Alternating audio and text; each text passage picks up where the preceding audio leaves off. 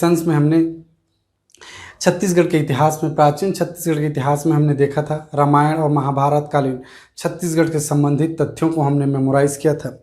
आज के सेक्शन में हम लोग महाजनपद काल से आगे बढ़ेंगे।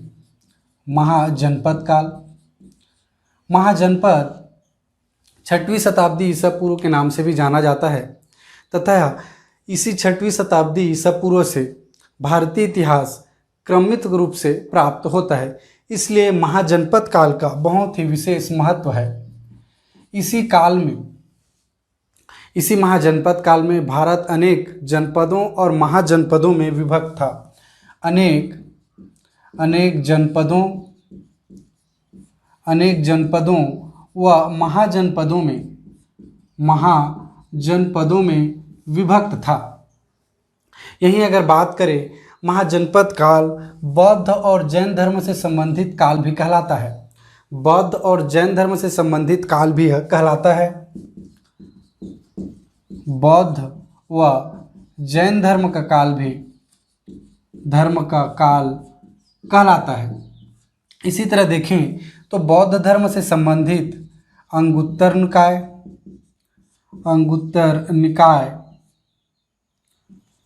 निकाय तथा जैन धर्म से संबंधित भगवती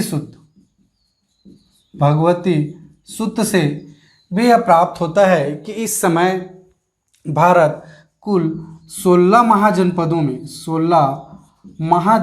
में विभक्त था। इस तरह से अंगुत्तर निकाय बौद्ध धर्म से और जैन धर्म का भगवती सूत्र से भी इनका वर्णन मिलता है कि भारत इस समय 16 महाजनपदों में विभक्त था।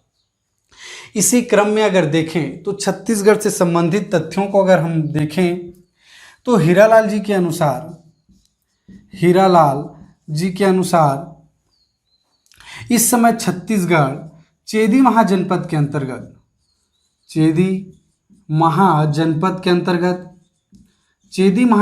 अंतर्गत सम्मिलित था। हीरालाल जी के अनुसार छत्तीसगढ़ इस समय चेदी महाजनपद के अंतर्गत सम्मिलित था, जिसकी राजधानी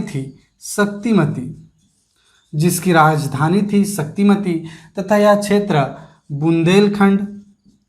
बुंदेलखंड के अंतर्गत विस्तृत था।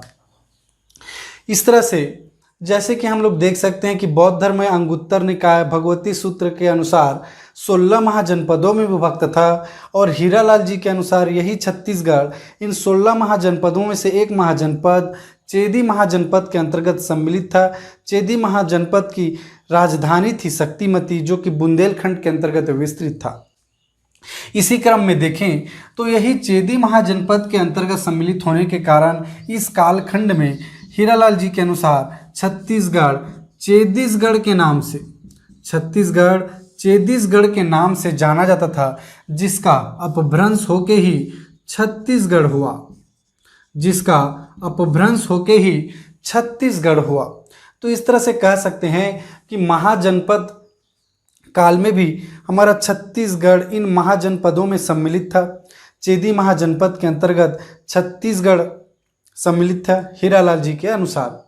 तो इस तरह से महाजनपद काल में भी हमारा छत्तीसगढ़ अछूता नहीं था। इसी क्रम में अगर हम लोग बात करें, हमने कहा ही महाजनपदों का काल बौद्ध और जैन धर्म से संबंधित काल भी कहलाता है। तो आइए देखते हैं कि छत्तीसगढ़ से संबंधित बौद्ध और जैन धर्म से क्या क्या साक्ष्य हमें प्राप्त होते हैं। तो यहीं अगर बात करें बौद्ध धर्म की, जैसा कि हम लोग जानते हैं बौद्ध धर्म के संस्थापक गौतम बुद्ध थे और इनसे संबंधित छत्तीसगढ़ में अगर साक्ष्य देखें तो यह काल 6वीं शताब्दी ईसा पूर्व का काल कहलाता है। 6वीं शताब्दी ईसा पूर्व का काल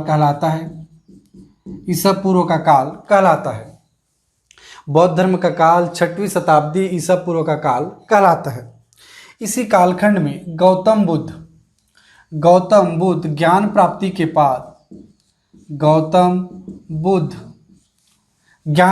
के बाद अपने धर्म का प्रचार प्रसार करने के लिए धर्म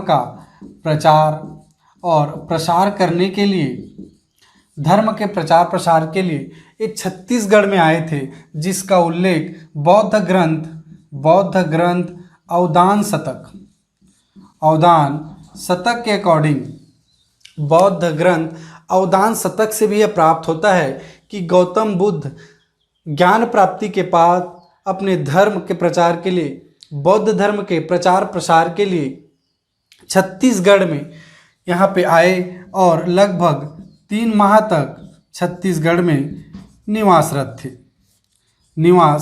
थे। तो इस तरह से हम लोग कह सकते हैं कि छत्तीसगढ़ भी बौद्ध धर्म से संबंधित तथ्यों से अछूता नहीं रहा। इसके अन्य भी साक्ष्य मिलते हैं, जैसे कि अगर देखें तो 6वीं शताब्दी में ही गौतम बुद्ध के शिष्य आनंद प्रभु गौतम बुद्ध से संबंधित आनंद प्रभु, जो कि इनसे संबंधित साक्ष्यों की अगर बात करें तो छत्तीसगढ़ में सिरपुर से आनंद प्रभु के द्वारा निर्मित आनंद प्रभु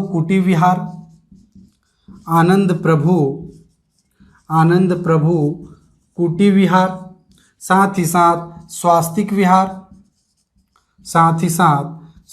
विहार, इस तरह के साक्ष्य में बौद्ध धर्म से संबंधित साक्ष्य में सिरपुर से प्राप्त होते हैं। साथ ही साथ देखें तो सिरपुर से संबंधित में गौतम बुद्ध के अनेक मूर्तियां प्राप्त हैं। इसी क्रम में देखें तो बस्तर संभाग की बात करें तो कोंडागांव जिले में भोंगापाल नामक जगह से बौद्ध विहार प्राप्त हुआ है। इस तरह से कह सकते हैं कि बौद्ध धर्म से संबंधित साक्ष्य छत्तीसगढ़ में भी अनेकों जगह प्राप्त हुए हैं। इस तरह से छत्तीसगढ़ बौद्ध धर्म से अछूता नहीं रहा। जैसा कि हम लोग देख सकते हैं, अगर आपको जोड़ने की कोशिश करूं तो गौतम बुद्ध अपने धर्म के प्रचार प्रसार के लिए, ज्ञान प्राप्ति के बाद धर्म के प्रचार प्रसार के लिए छत्तीसगढ़ में 3 माह तक निवासरत थे, जिनका उल्लेख बौद्ध ग्रंथ अवदान शतक से हमें प्राप्त होता है। वहीं बात करें तो बौद्ध भिक्षुक 6वीं शताब्दी में आनंद प्रभु के द्वारा निर्मित आनंद प्रभु कुटी विहार, स्वास्तिक विहार, ये हमें महासमुंद जिले के अंतर्गत सिरपुर से प्राप्त होते हैं। यहीं पे अनेक बौद्ध मूर्तियां भी हमें प्राप्त होती हैं। साथ ही साथ बस्तर रीजन में अगर बात करें तो कोंडागांव जिले में हमें भोंगापाल में बौद्ध विहार प्राप्त हुआ है। इस तरह से बौद्ध धर्म से भी संबंधित साक्ष्य में प्राप्त हुए हैं। इसी तरह इसी क्रम में अगर बात करें जैन धर्म से संबंधित साक्ष्यों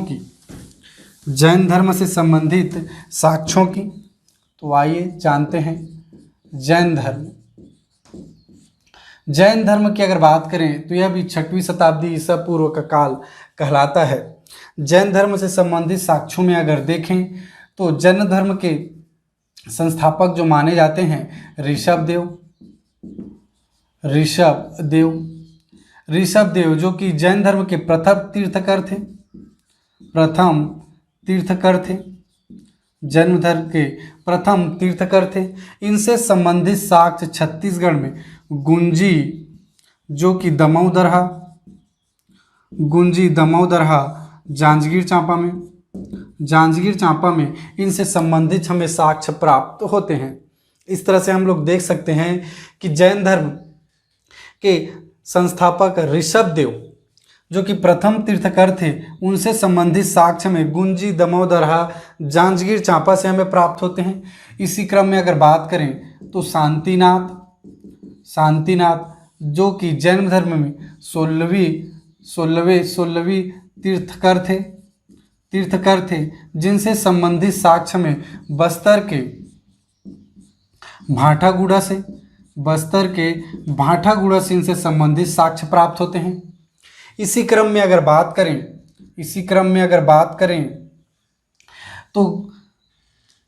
में अगर देखें तो जैन धर्म के 23वें तीर्थकर थे पार्श्वनाथ, जो कि जैन धर्म के 23वें तीर्थकर थे।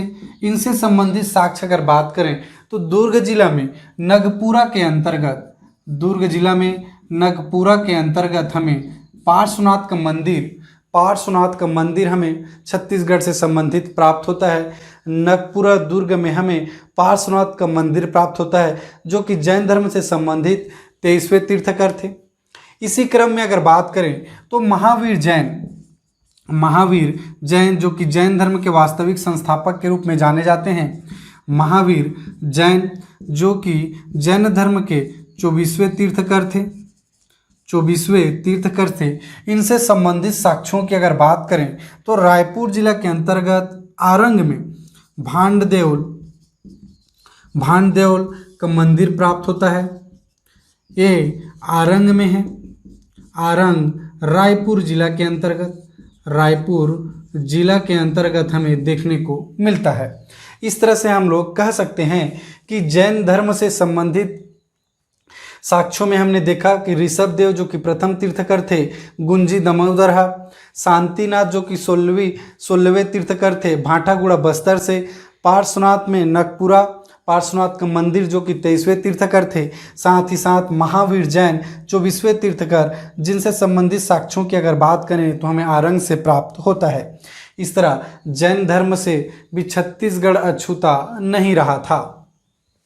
इस तरह से हमने इन तथ्यों को जाना। आप इन तथ्यों को मेमोराइज करके रखिएगा। इन तथ्यों को पूछा जाता है। तो हमने देखा महाजनपद काल 6वीं शताब्दी ईसा पूर्व से संबंधित काल जो कि बौद्ध और जैन धर्म से संबंधित काल कहलाता है। छत्तीसगढ़ से संबंधित इन तथ्यों को हमने, बौद्ध और जैन धर्म से संबंधित तथ्यों को हमने जाना। इसी क्रम में अगर देखें तो मौर्य काल की अगर बात करें तो देखें 322 ईसा पूर्व से 184 ईसा पूर्व के बीच में इनका कालखंड कहलाता है मौर्य काल, जिनके संस्थापक चंद्रगुप्त मौर्य थे। मौर्य काल से ही संबंधित साक्ष्यों की अगर बात करें तो छत्तीसगढ़ मौर्य काल से अछूता नहीं रहा था। यहीं सिक्कों की अगर बात करें तो मौर्य काल से संबंधित अनेकों सिक्के छत्तीसगढ़ में तांबे और चांदी के अनेकों आहत सिक्के प्राप्त हुए हैं। इसी क्रम में देखें तो अकलतरा,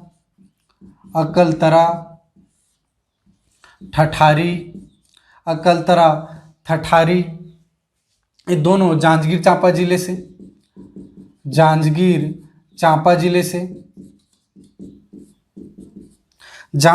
जिले की अगर बात करें तो मौर्यकालीन सिक्कों में अकलतरा और ठठारी से हमें चांदी के आहत सिक्के प्राप्त हुए हैं। चांदी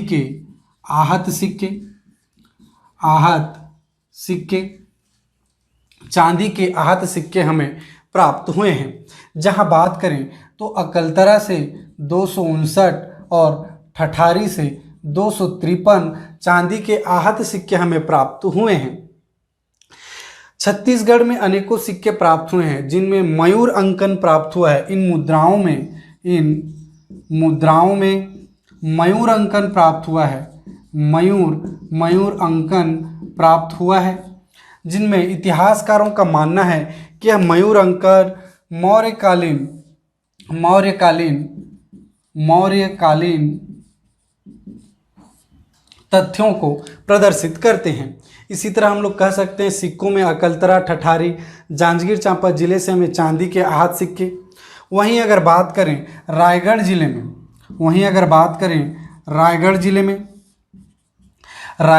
में तो रायगढ़ जिले से भी हमें मौर्यकालीन सिक्के तारापुर से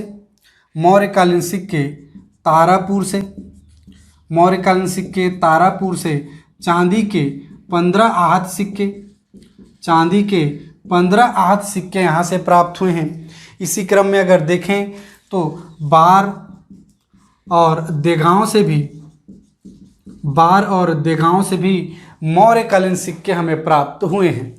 तो सिक्कों के क्रम में देखें तो मौर्यकालीन छत्तीसगढ़ अछूता नहीं रहा, जिसमें अकलतरा और ठठारी जांजगीर चांपा जिले से चांदी के आहत सिक्के प्राप्त हुए हैं। वहीं बात करें तो रायगढ़ के तारापुर से चांदी के 15 आहत सिक्के, बार और देगांव से भी मौर्यकालीन सिक्के प्राप्त हुए हैं। चूँकि इन कई मुद्राओं में मयूर अंकन प्राप्त हुआ है और इतिहासकारों का मानना है कि मयूर अंकन मौर्यकालीन साक्ष्यों को प्रदर्शित करते हैं। तो हमने देखा कि मौर्यकालीन संबंधित सिक्कों में छत्तीसगढ़ अछूता नहीं रहा। इसी क्रम में अगर बात करें तो मौर्यकालीन शैल चित्र भी प्राप्त हुए हैं, जिसमें अगर बात करें तो सरगुजा जिले के रामगढ़ की पहाड़ी में, सरगुजा जिले के अंतर्गत रामगढ़ की पहाड़ी में जोगीमारा की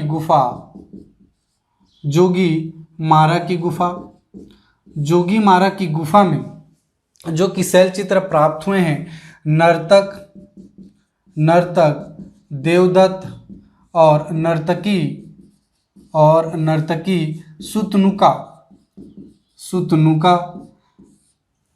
नर्तक देवदत्त और नर्तकी सुतनुका के प्रेम संबंधों का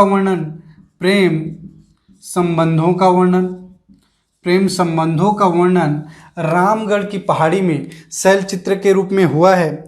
और यही शैल चित्र मूर्ति कला का उदाहरण माना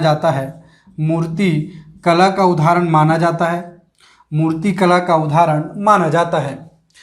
तो हमने देखा शैल चित्र में रामगढ़ की पहाड़ी में जोगीमारा की गुफा, सरगुजा जिला के अंतर्गत रामगढ़ की पहाड़ी में जोगीमारा की गुफा में नर्तक देवदत्त और नर्तकी सुतनुका के प्रेम संबंधों का चित्रण यहाँ पे हमें प्राप्त होता है और यह शैल चित्र मूर्ति कला का उदाहरण है। वहीं शिलालेख की अगर बात करें तो वहीं रामगढ़ की पहाड़ी में ही जोगीमारा की गुफा में हमें शिलालेख प्राप्त हुए हैं, जिनके अंतर्गत पाली भाषा और ब्राह्मी लिपि का उल्लेख मिलता है। ब्राह्मी लिपि का उल्लेख हमें प्राप्त होता है, जिससे यह कह सकते हैं कि मौर्यकालीन ही पाली भाषा और ब्राह्मी लिपि का प्रयोग किया जाता था। तो इस तरह से मौर्यकालीन से संबंधित साक्ष्य हमें छत्तीसगढ़ से अनेकों जगह प्राप्त होते हैं। इसी क्रम में हमने देखा कि जो कि रामगढ़ की पहाड़ी है, उन्हीं के पास अशोक का लाट प्राप्त हुआ है, जो कि यह प्रदर्शित करता है कि मौर्यकालीन शासन में छत्तीसगढ़ सम्मिलित रहा होगा, क्योंकि इनसे संबंधित हमें अनेकों साक्ष्य में छत्तीसगढ़ से प्राप्त होते हैं। इस तरह से हम कह सकते हैं कि मौर्यकालीन से हमारा छत्तीसगढ़ अछूता नहीं रहा।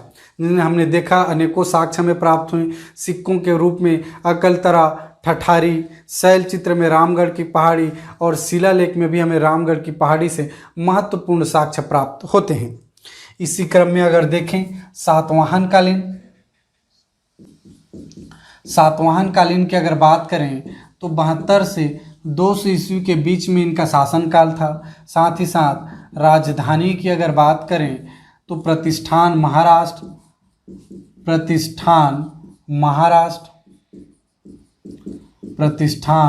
महाराष्ट्र इनकी राजधानी थी। छत्तीसगढ़ के संदर्भ में देखें तो सातवाहन कालीन से भी अनेकों साक्ष्य हमें छत्तीसगढ़ से प्राप्त होते हैं, जिनमें सिक्कों के क्रम में ही अगर देखें तो सातवाहन कालीन अनेकों सिक्के, जिसमें अगर बात करें मल्हार बिलासपुर से हमें राजा अपिलक की मुद्रा प्राप्त होती है। राजा अपिलक की मुद्रा प्राप्त होती है। इसी क्रम में अगर देखें तो हमने जांजगीर चांपा जिला में देखा ही था बालपुर एक जगह है, जिसमें भी राजा अपिलक की मुद्रा प्राप्त होती है। राजा अपिलक की मुद्रा हमें प्राप्त होती है। इस तरह से सिक्कों में अगर हमने देखा कि सातवाहन कालीन राजा अपिलक की मुद्रा हमें मल्हार बिलासपुर से, जांजगीर चांपा जिले के बालपुर नामक जगह से राजा अपिलक की मुद्रा प्राप्त होती है। वहीं अगर शिलालेख की अगर बात करें तो गुंजी शिलालेख जांजगीर चांपा जिले के अंतर्गत गुंजी शिलालेख से हमें राजा वरदत्त श्री की जानकारी प्राप्त होती है। राजा वरदत्त श्री की जानकारी हमें प्राप्त होती है। इस तरह के क्वेश्चंस पूछे जाते हैं कि गुंजी शिलालेख से कौन से राजा की जानकारी या कौन से कालीन, सातवाहन कालीन कौन से राजा की जानकारी हमें प्राप्त होती है। तो शिलालेख गुंजी शिलालेख जांजगीर चांपा जिले से हमें राजा वरदत्त श्री की जानकारी प्राप्त होती है। वहीं सातवाहन कालीन स्तंभ लेख की अगर बात करें, स्तंभ लेख की अगर बात करें तो वर्ष 1921 में किरारी का कास्ट स्तंभ हमें प्राप्त होता है। किरारी का कास्ट स्तंभ प्राप्त होता है जिनमें सातवाहन कालीन राजाओं की वंशावली गुदी हुई थी। इसे महंत घासीदास संग्रहालय रायपुर में रखा गया है। इस तरह से हम लोग देख सकते हैं स्तंभ लेख में किरारी का कास्ट स्तंभ, ग्राम किरारी में हमें सातवाहन कालीन कास्ट स्तंभ वर्ष 1921 में प्राप्त हुआ था, जिनमें सातवाहन कालीन संबंधित अनेक राजाओं की जानकारी हमें प्राप्त होती है। हमने शिलालेख में देखा गुंजी शिलालेख। इसी तरह स्थापत्य किला की अगर बात करें तो 5 मंजिला संघाराम जो कि बौद्ध भिक्षुक नागार्जुन के लिए निर्माण किया गया था, स्थापत्य कला से भी संबंधित साक्ष्य सातवाहन कालीन हमें प्राप्त होते हैं। इस तरह से हम कह सकते हैं कि सातवाहन कालीन से अनेकों साक्ष्य छत्तीसगढ़ से प्राप्त होते हैं। तो हमने देखा मौर्यकालीन, सातवाहन कालीन, अनेक तथ्य हमें छत्तीसगढ़ से प्राप्त होते हैं। इसी क्रम में अगर बात करें कुषाण कालीन राजा विक्रमादित्य से संबंधित, कुषाण कालीन की अगर बात करें, कुषाण काल की अगर बात करें तो कुषाण कालीन अगर बात करें तो कुषाण कालीन संबंधित सिक्के हमें प्राप्त होते हैं। सिक्के हमें प्राप्त होते हैं बिलासपुर से तांबे के सिक्के, बिलासपुर से तांबे के सिक्के प्राप्त होते हैं। वहीं रायगढ़ के तेलीकोट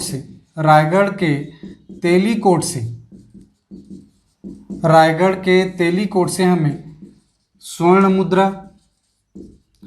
मुद्रा कुषाण कालीन हमें प्राप्त होते हैं। इस तरह से हम लोग कह सकते हैं कि कुषाण कालीन संबंधित साक्ष्य हमें छत्तीसगढ़ से प्राप्त होते हैं, जिसमें क्रमशः सिक्कों की अगर बात करें तो बिलासपुर से तांबे के सिक्के और रायगढ़ के तेलीकोट नामक जगह से स्वर्ण मुद्रा हमें प्राप्त होते हैं। इसी तरह हम लोग 1 बाय 1 छत्तीसगढ़ के इतिहासों के अनेक पहलुओं को छूते हुए चले जाएंगे।